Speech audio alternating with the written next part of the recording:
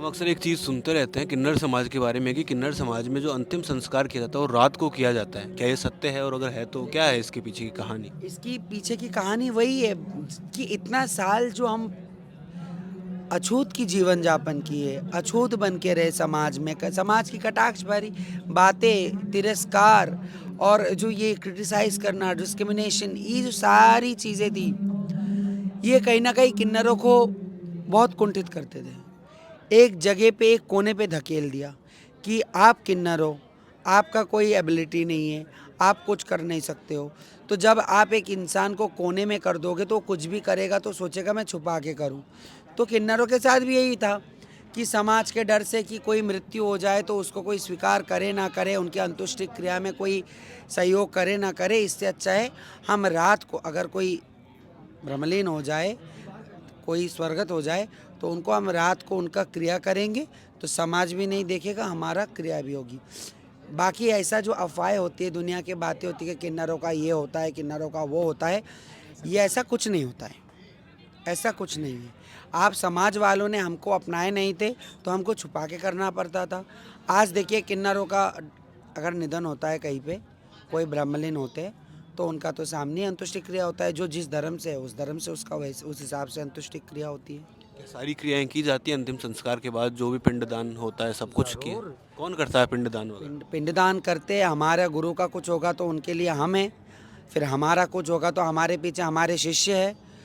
परिवार वाले बिछड़ तो जाते ही है, बहुत किसी का परिवार वाले साथ में रहते भी है, लेकिन साथ में रहना मतलब दूरियां बना के रखते हैं। लेकिन इंसान अगर मृत्यु मृत्यु प्राप्ति होती है तो कोई भी इंसान उसके पास आके खड़ा होता है कि नहीं अंतिम समय है उसका, चलो। तो परिवार वाले भले आ जाते, लेकिन करने वाले मूल किन्नर समाज ही होते हैं। जैसे मेरा कुछ हो जाएगा तो मेरे शिष्य करेंगे, किसी के गुरु की निधन होगी तो उनके शिष्य करेंगे।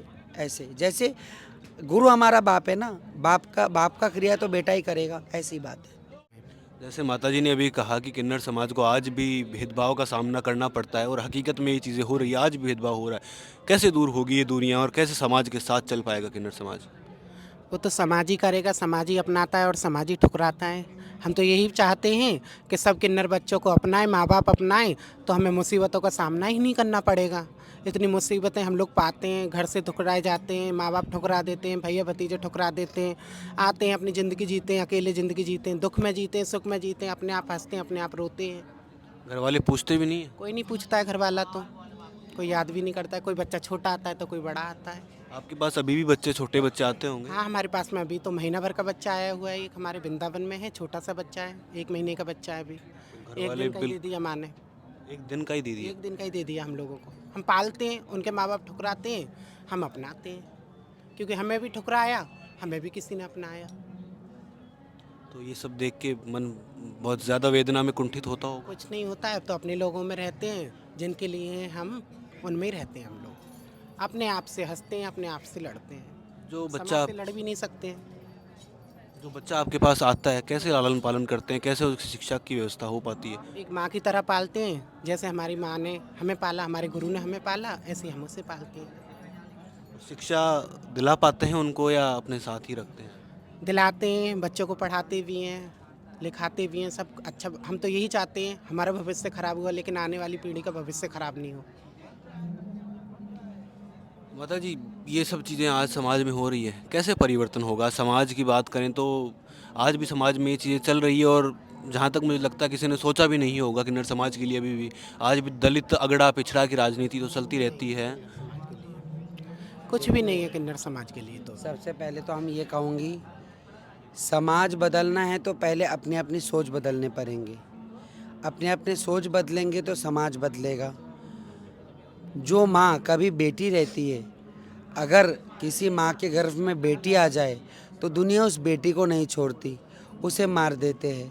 तो हम तो किन्नर है, जो जगत को सृष्टि करने वाली माता स्वरूप जो बेटी है, उसको अगर समाज ना छोड़ता है तो हमें छोड़ेंगे? नहीं छोड़ेंगे।